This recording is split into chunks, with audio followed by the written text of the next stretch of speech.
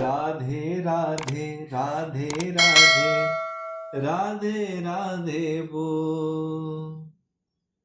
जय श्री कृष्णा जय श्री कृष्णा जय श्री कृष्णा जय श्री कृष्णा। राधे राधे राधे राधे राधे राधे बोल। राधे राधे राधे राधे राधे राधे बोल। जय श्री कृष्णा जय श्री कृष्णा जय श्री कृष्णा जय श्री कृष्णा। राधे राधे राधे राधे राधे राधे बोल। राधे राधे राधे राधे राधे राधे बोल।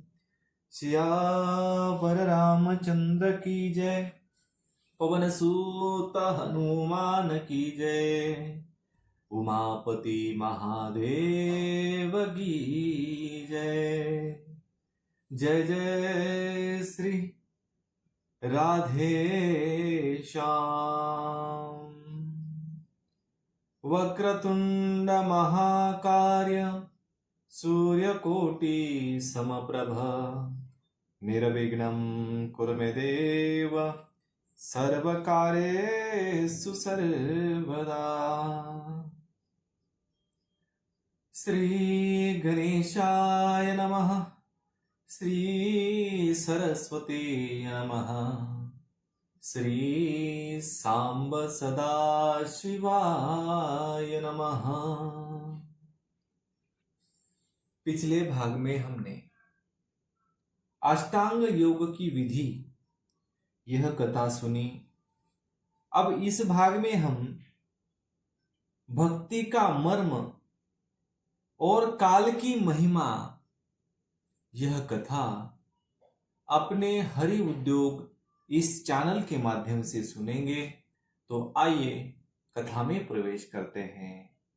देवहूति ने पूछा, प्रभु प्रकृति पुरुष और महतत्वादि का जैसा लक्षण सांख्य शास्त्रों में कहा गया है तथा जिसके द्वारा उनका वास्तविक स्वरूप अलग अलग जाना जाता है और भक्तों को ही जिसका प्रयोजन कहा गया है, वह आपने मुझे बताया।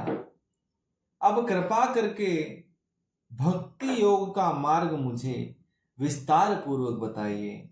इसके सिवा जीवों की जन्म मरण रूपा अनेक प्रकार की गतियों का भी वर्णन कीजिए, जिनके सुनने से जीवों को सब प्रकार की वस्तुओं से वैराग्य होता है, जिसके भय से लोग शुभ कर्मों में प्रवृत्त होते हैं और जो ब्रह्मादि का भी शासन करने वाला है, उस सर्वसमर्थ काल का स्वरूप भी आप मुझसे कहिए। ज्ञान दृष्टि से लुप्त हो जाने के कारण देहादि मिथ्या वस्तुओं में जिन्हें आत्माभिमान हो गया है तथा बुद्धि के कर्मासक्त रहने के कारण अत्यंत श्रमित होकर जो चिरकाल से अपार अंधकारमय संसार में सोए पड़े हैं, उन्हें जगाने के लिए आप योग प्रकाशक सूर्य ही प्रकट हुए हैं। श्री मैत्रेय जी कहते हैं, कुरुश्रेष्ठ विदुर जी, माता के यह मनोहर वचन सुनकर महामुनि कपिल जी ने उनकी प्रशंसा की और जीवों के प्रति दया से द्रवित हो बड़े प्रसन्नता के साथ उनसे इस प्रकार बोले। श्री भगवान ने कहा, माता जी, जो भेददर्शी क्रोधी पुरुष हृदय में हिंसा, दंभ अथवा मत्सर्य का भाव रखकर मुझसे प्रेम करता है, वह मेरा तामस भक्त है। जो पुरुष विषय, यश और ऐश्वर्य की कामना से प्रतिमादित मेरा भेदभाव से पूजन करता है वह राजस भक्त है। जो व्यक्ति पापों का क्षय करने के लिए, परमात्मा को अर्पण करने के लिए और पूजा करना कर्तव्य है, इस बुद्धि से मेरा भेदभाव से पूजन करता है, वह सात्विक भक्त है। जिस प्रकार गंगा का प्रवाह अखंड रूप से समुद्र की ओर बहता रहता है, उसी प्रकार मेरे गुणों के श्रवण मात्र से मन की गति का तैल धारावत अविच्छिन्न रूप से सर्व अंतर्यामी के प्रति हो जाना तथा मुझ पुरुषोत्तम में निष्काम और अनन्य प्रेम होना, यह निर्गुण भक्ति योग का लक्षण कहा गया है।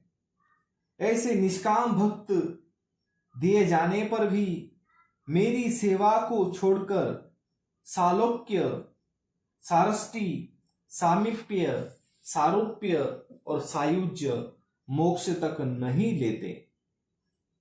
भागवत सेवा के लिए मुक्ति का तिरस्कार करने वाला यह भक्ति योग ही परम पुरुषार्थ अथवा साध्य कहा गया है। इसके द्वारा पुरुष तीनों गुणों को लांघ कर मेरे भाव को, मेरे प्रेम रूप अप्रकृत स्वरूप को प्राप्त हो जाता है।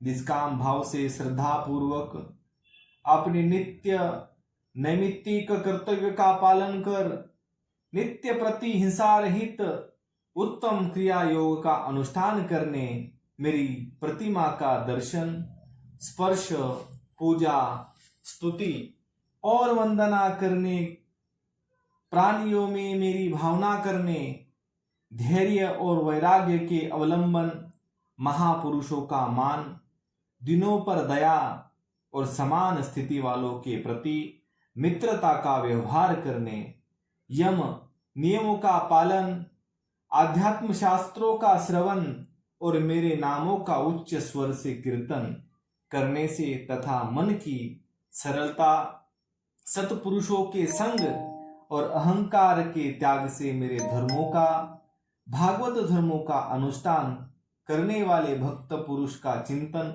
अत्यंत शुद्ध होकर मेरे गुणों के श्रवण मात्र से अनायास ही मुझ में लग जाता है। जिस प्रकार वायु के द्वारा उड़कर जाने वाला गंध अपने आश्रय पुष्प से घ्राणेन्द्रिय तक पहुंच जाता है, उसी प्रकार भक्ति योग में तत्पर और रोग द्वेषादि विकारों से शून्य चित्त परमात्मा को प्राप्त कर लेता है। मैं आत्मा रूप से सदा सभी जीवों में स्थित हूं। इसलिए जो लोग मुझ सर्वभूत स्थित परमात्मा का अनादर करके केवल प्रतिमा में ही मेरा पूजन करते हैं, उनकी वह पूजा स्वांग मात्र है। मैं सबका आत्मा परमेश्वर सभी भूतों में स्थित हूं। ऐसी दशा में जो मोहवश मेरी उपेक्षा करके केवल प्रतिमा के पूजने में ही लगा रहता है, भस्म में ही हवन करता है, जो भेददर्शी और अभिमानी पुरुष जो दूसरे जीवों के साथ और बांधता और इस प्रकार उनके शरीर में विद्यमान मुझ आत्मा से ही द्वेष करता है, उसके मन को कभी शांति नहीं मिल सकती। माता जी, जो दूसरे जीवों का अपमान करता है, बहुत सी घटिया बढ़िया सामग्रियों से अनेक प्रकार की विधि विधान के साथ मेरी मूर्ति का पूजन भी करे, तो भी मैं उससे प्रसन्न नहीं हो सकता। मनुष्य अपने धर्म का अनुष्ठान करता हुआ तब तक मुझ ईश्वर की प्रतिमा आदि में पूजा करता रहता है, जब तक उसे अपने हृदय में एवं संपूर्ण प्राणियों में स्थित परमात्मा का अनुभव न हो जाए। जो व्यक्ति आत्मा और परमात्मा के बीच में थोड़ा सा भी अंतर करता है, उस भेददर्शी को मैं मृत्यु रूप से महान भय उपस्थित करता हूं। अतः संपूर्ण प्राणियों के भीतर घर बनाकर उन प्राणियों के ही रूप में स्थित मुझ परमात्मा का यथा योग्य दान मान, मित्रता के व्यवहार तथा समदृष्टि के द्वारा पूजन करना चाहिए। माताजी, पाषाण आदि अचेतनों की अपेक्षा वृक्षादि जीव श्रेष्ठ है। उनसे सांस लेने वाले प्राणी श्रेष्ठ है। उनमें भी मन वाले प्राणी उत्तम और उनमें इंद्रिय की वृत्तियों से युक्त प्राणी श्रेष्ठ हैं। इंद्रिय प्राणियों में भी केवल स्पर्श का अनुभव कराने वालों की अपेक्षा रस का ग्रहण कराने वाले मत्स्यादि उत्कृष्ट है, तथा रसवेताओं के अपेक्षा गंध का अनुभव कराने वाले भ्रमर आदि और गंध का ग्रहण कराने वाले से भी शब्द का ग्रहण कराने वाले स्पर्श आदि श्रेष्ठ है।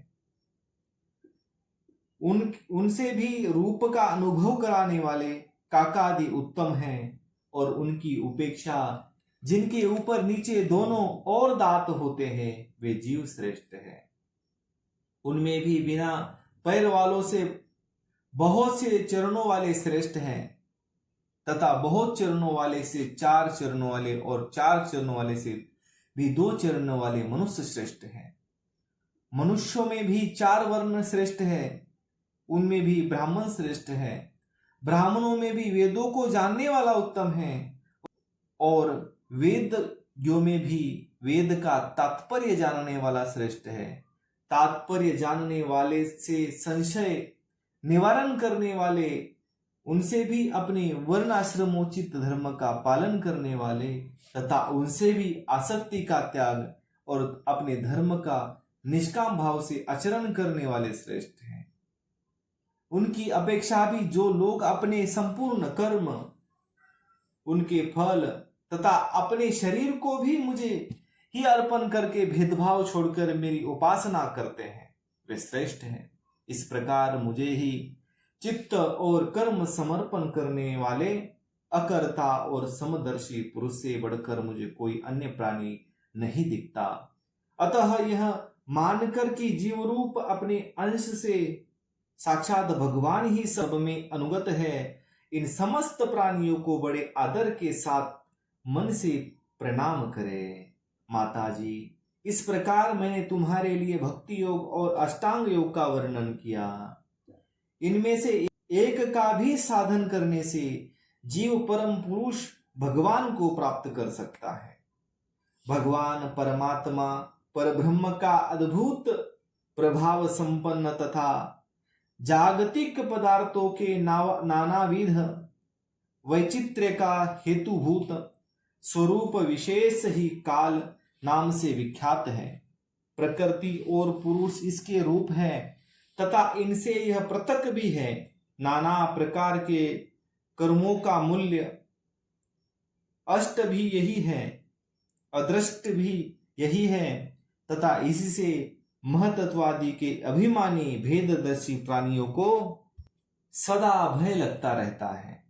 जो सबका आश्रय होने के कारण समस्त प्राणियों में अनुप्रविष्ट होकर भूतों द्वारा ही उनका संहार करता है, वह जगत का शासन करने वाले ब्रह्मादि का भी प्रभु भगवान काल ही योग्य का फल देने वाला विष्णु है। इसका न तो कोई मित्र है, न कोई शत्रु और न तो कोई सगा संबंधी है। यह सर्वदा सजग रहता है और अपने स्वरूप भूत श्री भगवान को भूलकर भोगरूप प्रमाद में पड़े हुए प्राणियों पर आक्रमण करके उनका संहार करता है। इसी के भय से वायु चलता है, इसी के भय से सूर्य तपता है, इसी के भय से इंद्र वर्षा करता है और इसी के भय से तारे चमकते हैं। इसी से भयभीत होकर औषधियों के सहित लताएं और सारी वनस्पतियां समय समय पर फल फूल धारण करती हैं। इसी के डर से नदियां बहती है और समुद्र अपनी मर्यादा से बाहर नहीं जाता। इसी के भय से अग्नि प्रज्वलित होती है और पर्वतों के सहित पृथ्वी जल में नहीं डूबती।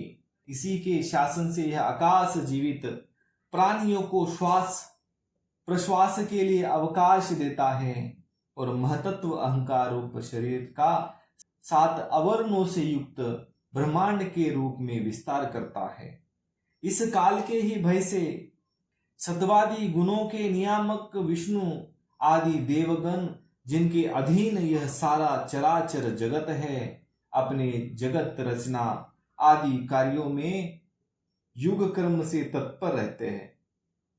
यह अविनाशी काल स्वयं अनादि किंतु दूसरों का अधिकर्ता उत्पादक है तथा स्वयं अनंत होकर भी दूसरों का अंत करने वाला है।